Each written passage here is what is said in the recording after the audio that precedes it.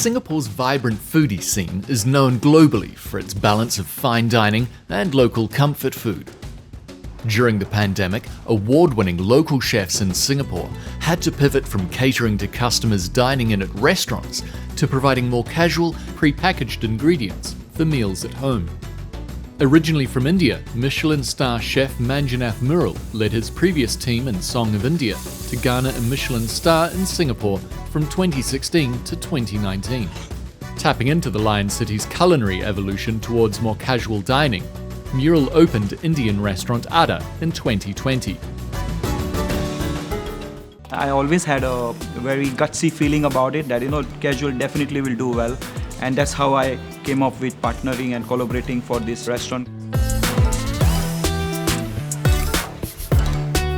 Any dishes in hawker centers I see, they are really passionate. It could be chicken rice, could be fish ball noodle.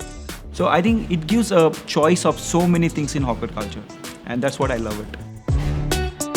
In Ada, I have created a dish called Laksa Salmon. It also have an Indian infusion in that, so it is balanced with the local and Indian. It's beautifully done, and it's one of my star item here.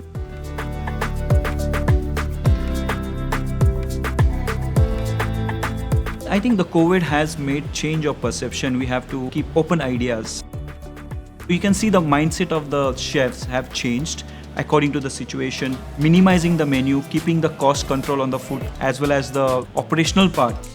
The shift to customers dining at home gave chefs a chance to try out new brand concepts, like virtual specialty food shopping. Chef Han from Labyrinth established Miss Vanda, an online shop selling local ingredients, and rolled out more casual, affordable hawker-style fare.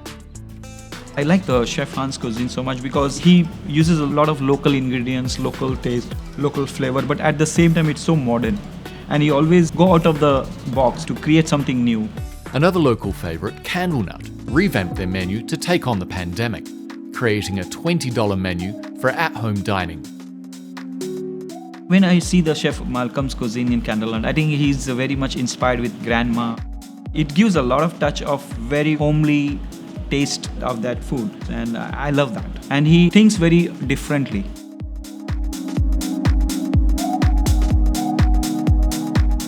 Absolutely, I'm confident Singapore has been a capital of good cuisine. Because of COVID, we never expected such thing could happen, and so mentally no chef much were prepared about it.